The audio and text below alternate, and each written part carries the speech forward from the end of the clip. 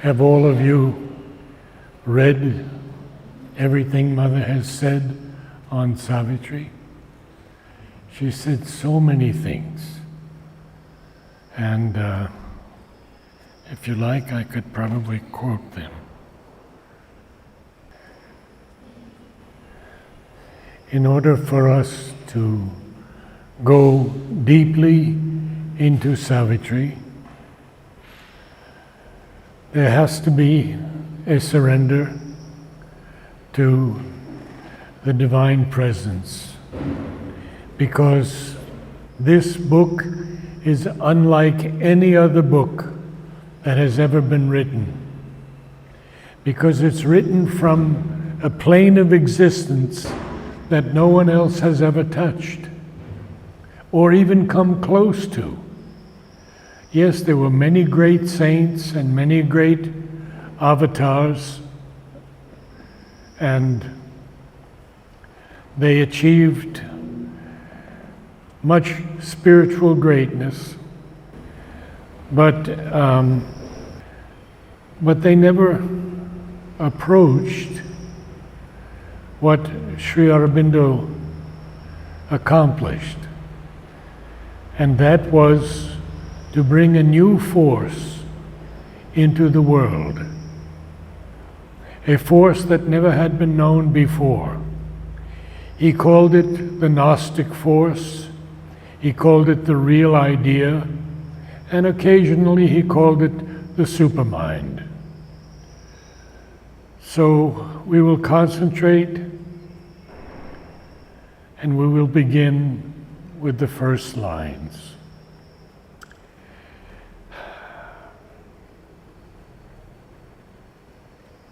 It was the hour before the gods awake. Now, why is it the hour? Why is it not the moment? Why is it not the second? Why is it not the minute? Why is it not the age? Because every word in Savitri is sacred, because Sri Aurobindo brought it down from the overhead planes. No one else has done that before. Who are these gods? It was the hour before the gods awake. These gods are aspects of the divine put forth for a certain experience. And that experience we'll hear about in the next line. Across the path of the divine event, or what is this divine event? It's creation. It's creation because the divine wanted to experience millions of other aspects of himself. And so the divine event is capitalized. We are going to go into so many things in Savitri: capitalization, phrases, definitions. So be prepared that it won't go very quickly. It will take us some time. The huge, foreboding mind of night, alone in her unlit temple of eternity, lay stretched immobile upon silence marge. Well, what is this foreboding mind of night? It's a predicting or portending mind of night. It knows something is going to happen, but it doesn't know what as yet. And Sri Aurobindo tells us that night is the symbol of the ignorance, or avidya, in which men live, just as light is the symbol of truth and knowledge.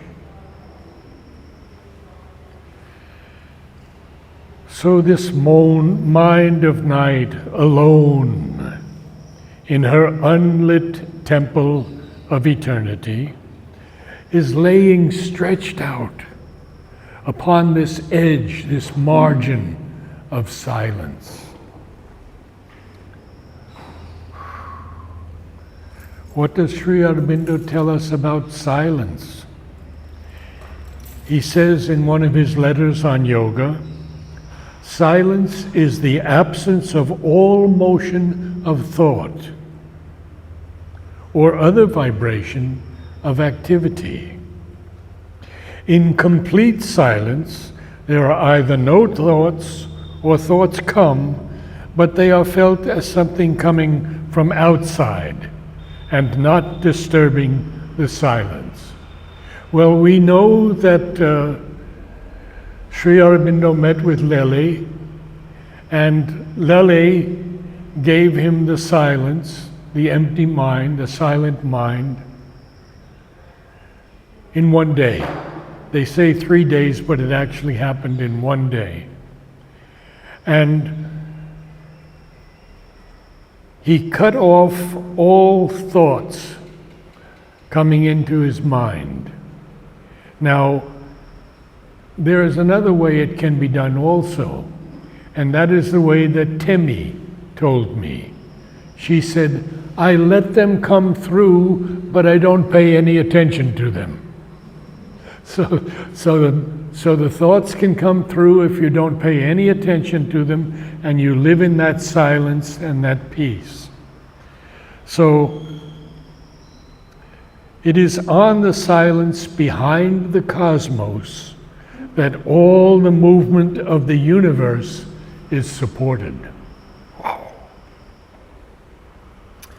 Now we go back to these lines in Savitri. Almost one felt, opaque, impenetrable, in the somber symbol of her eyeless muse, the abysm of the unbodied infinite. A fathomless zero occupied the world. Now we have to go through this a little bit slowly, because we have some words here that are very interesting.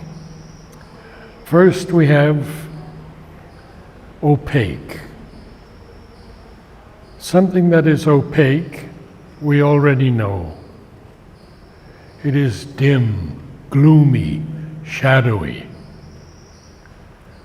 Almost, one felt, opaque, impenetrable, in the somber symbol of her eyeless muse. 4 S's. Most beautiful alliteration you could hope for. Somber, symbol, eyeless, muse. We have to take in all of these things into our consciousness and understand them as best we can. We cannot understand Savitri fully because none of us have reached that pinnacle of existence and above existence that Sri Aurobindo and Mother reached.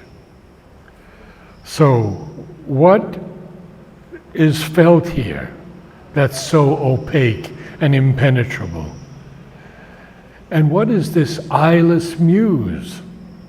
Well, eyeless usually means blind, but not always. It may also be not having sight.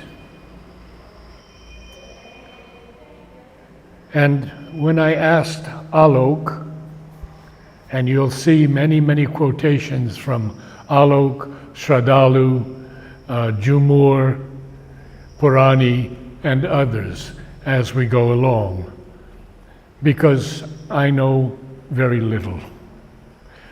So I'm sharing with you what Temi said. She said, without the faculty of sight, not merely blind. So this eyeless muse. And what is eyeless? Alok said, it is not just a state of blindness, from which one can recover, but a state where the very possibility of seeing is not there, either because it is not yet born. So, the abysm, the abyss of the unbodied infinite. And what is this infinite that Sri Aurobindo capitalizes here? Whenever he capitalizes a word, Nolini told me that it's the essence of the word. It's the most complete understanding of the word. So, in the Life Divine, Sri Aurobindo tells us, the infinite is not a sum of things. It is that, and he capitalizes that, which is all things and more. And then in his essays, Divine and Human, he tells us, even the words eternal and infinite are only symbolic expressions through which the mind feels, without grasping, some vague impression of this supreme. Now, Mother is going to talk about the infinite to a young child, and she says, it is very simple, as you will see. The infinite is the inexhaustible storehouse of forces. The individual is a battery, a storage cell, which runs down after use. Consecration is the wire that connects the individual battery to the infinite reserve of forces. And then she gives a second example, which I like very much. The infinite is the river that flows without cease. The individual is the little pond that dries up slowly in the sun. Consecration is the canal that connects the river to the pond and prevents the pond from drying up. So now, as we can remember, this fathomless zero occupying the world, this eyeless muse, all of these things, this unlit temple of eternity. And what does it tell us? Well, it tells us about a power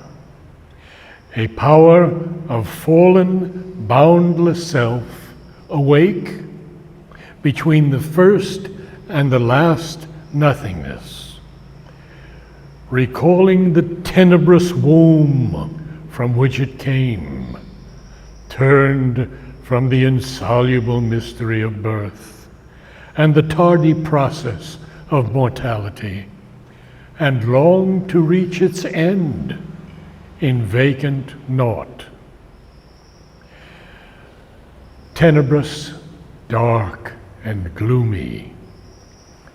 So we now see that this zero is fathomless.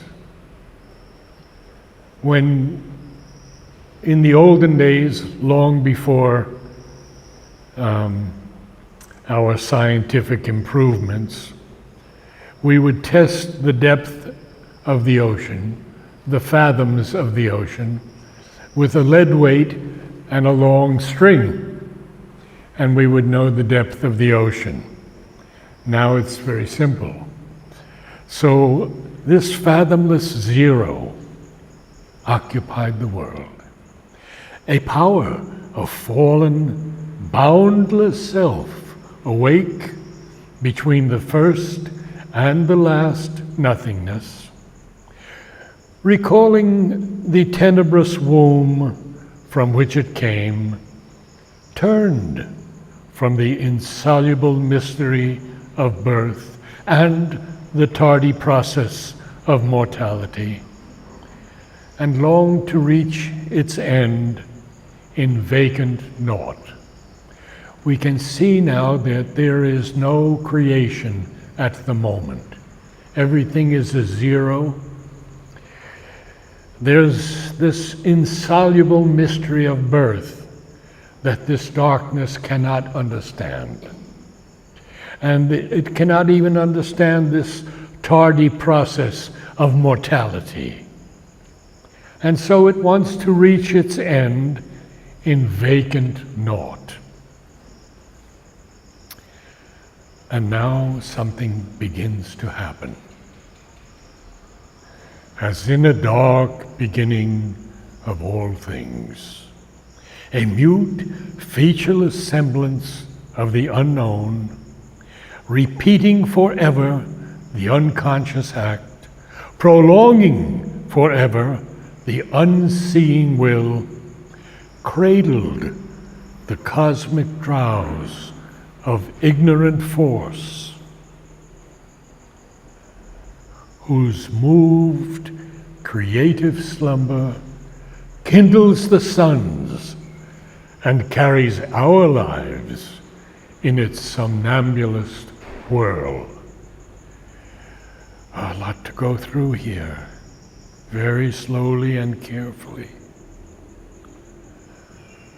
So Sri Aurobindo begins many, many lines with the words as if or as in. He doesn't say it's exactly like this.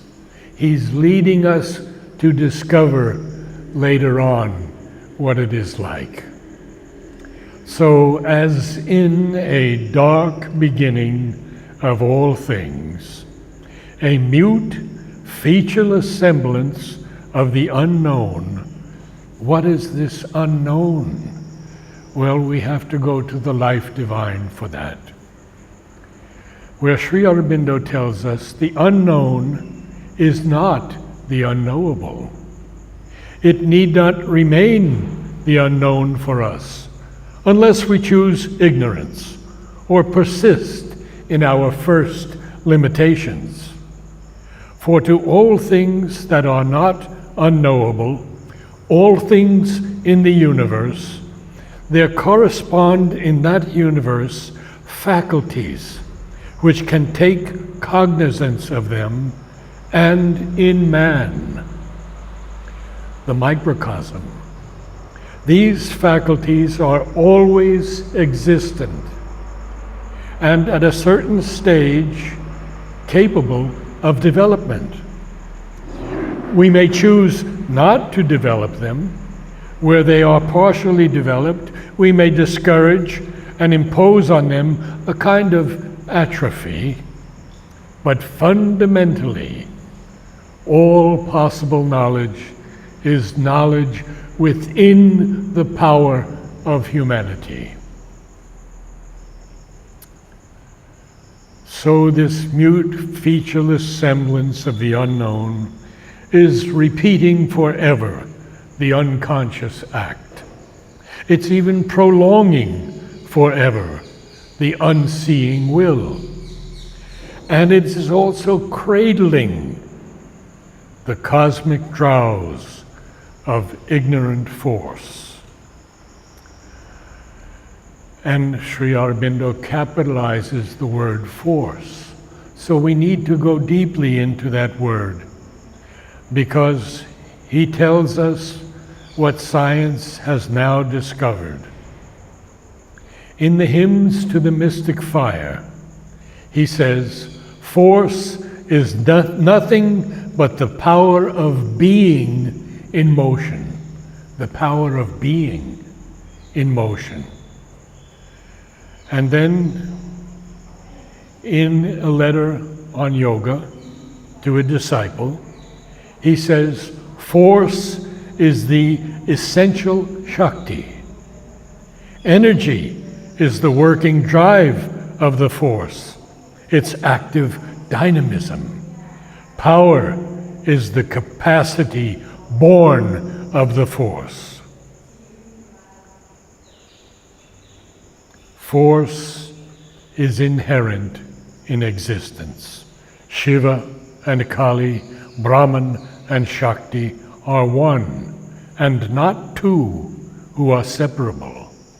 Force inherent in existence, may be at rest or it may be in motion.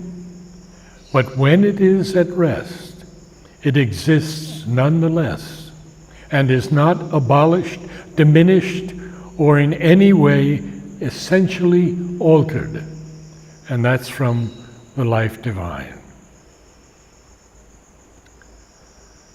He even speaks of the cosmic force and many kinds of forces we will find in Savitri.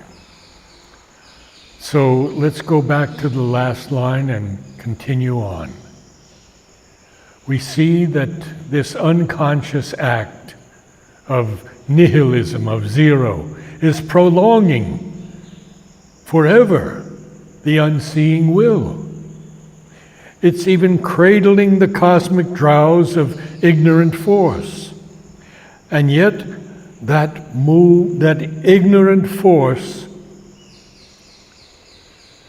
whose moved creative slumber kindles the suns and carries our lives in its somnambulist whirl.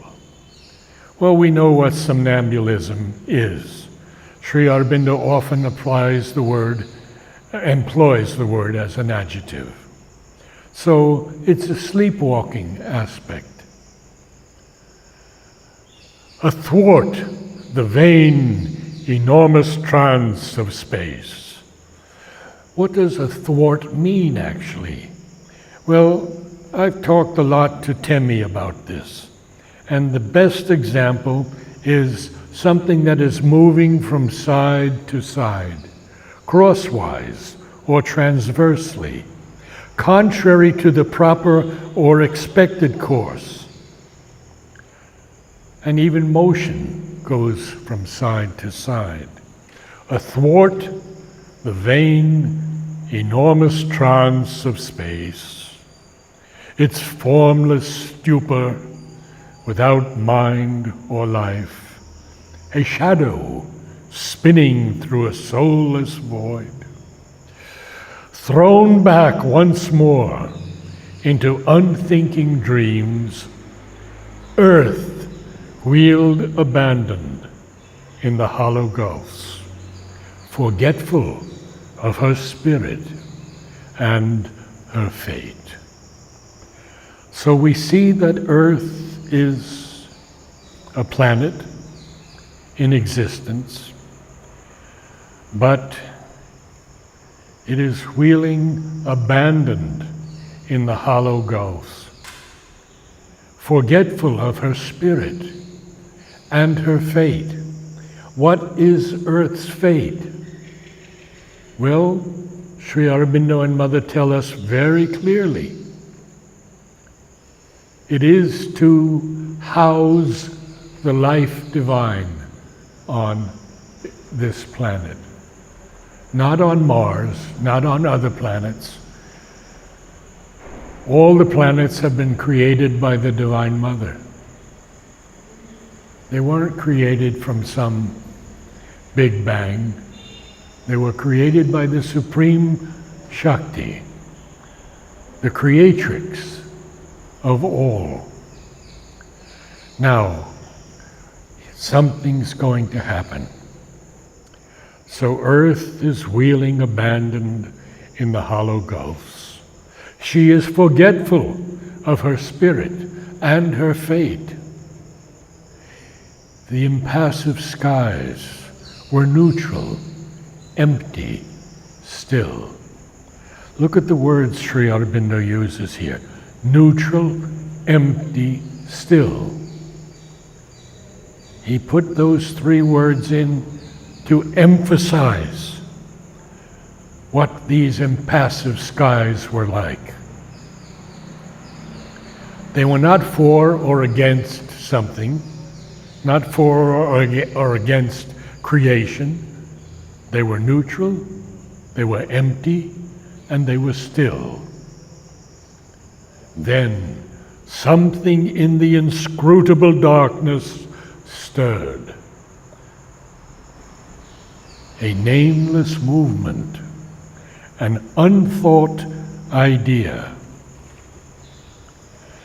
And I'm afraid I have to stop here for a moment, because this idea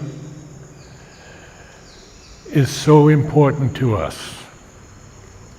And I'll give you two quotations from the Supramental Manifestation, a small booklet, one of the last things that Sri Aurobindo wrote. He says, the idea is the realization of a truth in consciousness, as the fact is its realization in power. And then again in the same book, he says, and he capitalizes the word idea, the idea is not a reflection of the external fact, which it so much exceeds. Rather, the fact is only a partial reflection of the idea which has created it. I could read to you for half an hour just on the idea, but we'll go into it from time to time more thoroughly as we go through Savitri. So now we are on the second line, the second page. And we'll begin with what is happening. Insistent, dissatisfied, without a name, something that wished but knew not how to be. Teased the inconscient to wake ignorance. Again, the inconscient is one of the key words in the integral yoga, and we have to understand it more clearly than we know now. Ignorance is also one of the key words. We live in the ignorance. So what is the inconscient?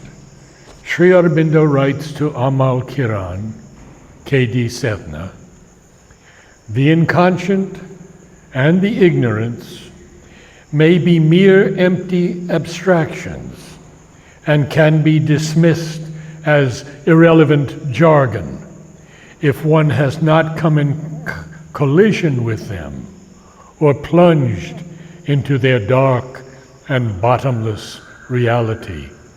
But to me, they are realities, concrete powers whose resistance is present everywhere and at all times in its tremendous and boundless mass.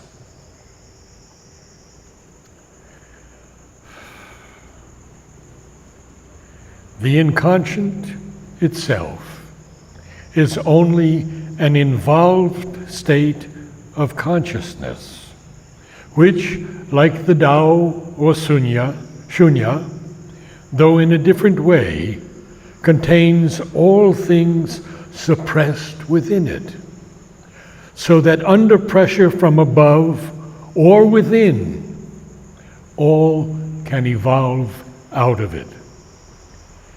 An inert soul with a somnambulist force.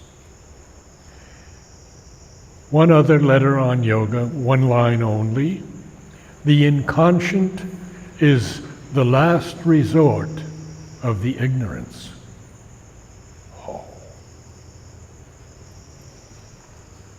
Okay, a little on the ignorance, and we'll go through these things many, many times in our Savitri Satsang.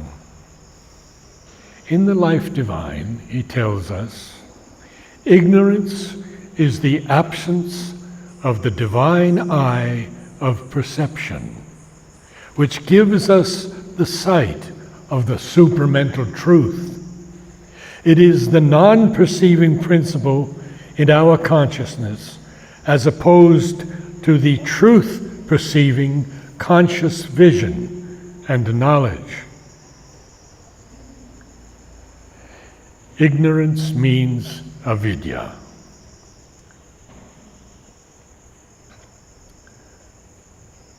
in the mother, he writes, all in the consciousness of this creation is either limited or else perverted by separation from the integral light.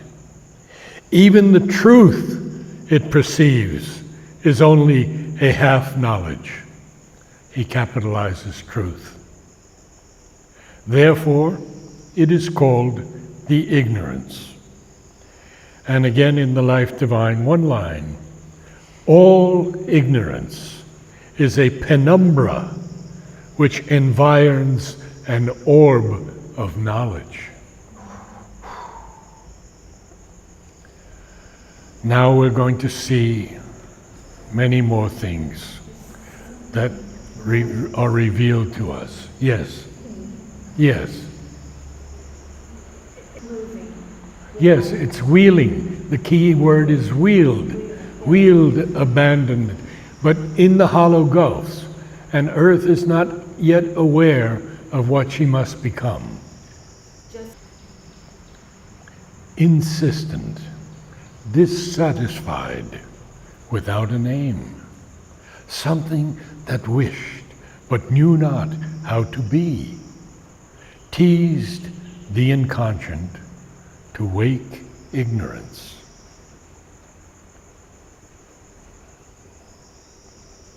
A throe that came and left a quivering trace gave room for an old tired want unfilled, at peace in its subconscient moonless cave.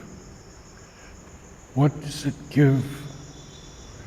This old tired want that's unfilled and it's at peace. It gives room to raise its head and look for absent light, straining closed eyes of vanished memory, like one who searches for a bygone self and only meets the corpse of his desire. So we have an old, tired want, unfilled, but it's still at peace in its subconscient, moonless cave, to raise its head and look for absent light, straining closed eyes of vanished memory, like one who searches for a bygone self and only meets the corpse of his desire. It was as though, even in this naught's profound, even in this ultimate dissolution's core, there lurked an unremembering entity, survivor of a slain and buried past, condemned to resume the effort and the pang, reviving in another frustrate world. Now, Mother tells us that the earth has been virtually destroyed 6 times, but there will be no 7th pralaya. She has guaranteed this to us because the supramental has come down on the earth, and nothing can touch the supramental. So, what is going to happen next? An unshaped consciousness, desired light. We see that it's not a shaped consciousness as yet. It's not a conscious consciousness. It's an unshaped consciousness that is desiring light. And a blank prescience yearned towards distant change. A prescience is a knowledge of actions or events before they occur. It's foreknowledge, foresight. I'll go a few more lines and take any questions. As if, here is again Sri Aurobindo, as if a childlike finger laid on a cheek, reminded of the endless need in things, the heedless mother of the universe. An infant longing clutched the somber vast. Well, he capitalizes mother, and we've all read so much about mother, but I want to share a brief line of Sri Aurobindo's To a Disciple. The mother comes in order to bring down the supramental, and it is the descent which makes her full manifestation possible. Manifestation here possible.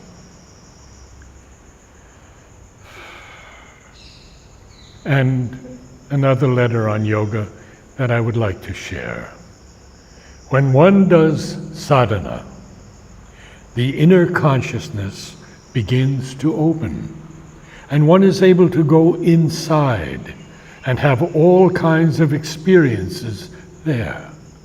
As the sadhana progresses, one begins to live more and more in this inner being, and the outer becomes more and more superficial. At first, the inner consciousness seems to be the dream, and the outer, the waking reality.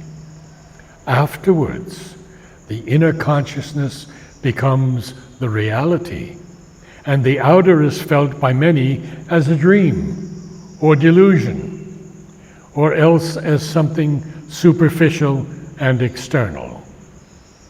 The inner consciousness begins to be a place of deep peace, light, happiness, love, closeness to the divine, or the presence of the divine, the mother.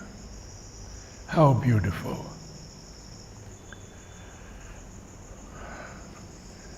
Buddha saw this whole world as a delusion or a falsity, and he wanted to get out of it. He didn't even experience or want to experience the divine. He simply wanted this peace that nothing ever could disturb, and he achieved it.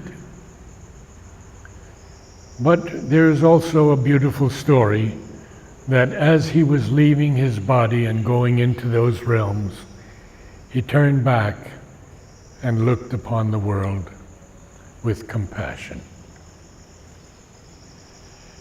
An infant longing clutched the somber vast. Insensibly, somewhere, a breach began. A long, lone line of hesitating hue, like a vague smile tempting a desert heart, troubled the far rim of life's obscure sleep.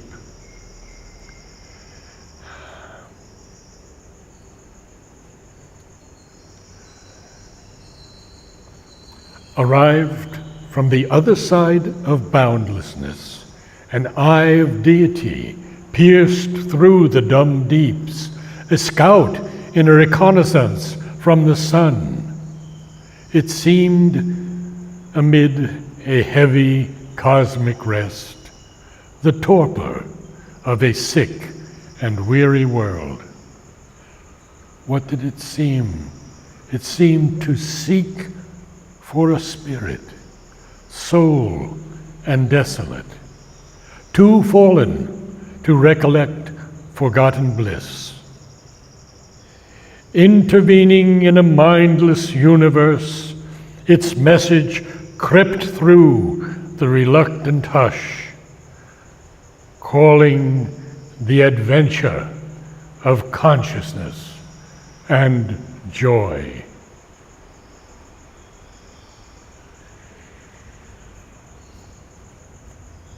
And conquering nature's disillusioned breast, compelled renewed consent to see and feel.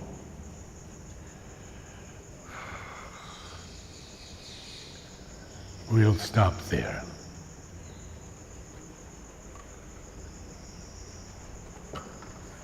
To all of you who have come today, know that your mind did not bring you here. Your psychic being brought you here.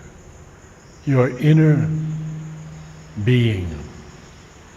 And when we can leap into the spiritual realms of consciousness, above this body, life, and mind, we will see all of Savitri in a different light. So I'm just here to offer whatever he gives to me, and I can receive without distortion. Namaste all. Namaste. Namaste. Namaste. You know, the first canto was rewritten 50 times by Sri Aurobindo. And I know this for a fact because Ranganathan, who was in the press at the time, saw all those 50. And Sri Aurobindo said, each time I rose to a higher level, I rewrote Savitri again and again. And he said Savitri was not to be written as a poem as such, but as a gauge of his ascension into the divine light and the supermind.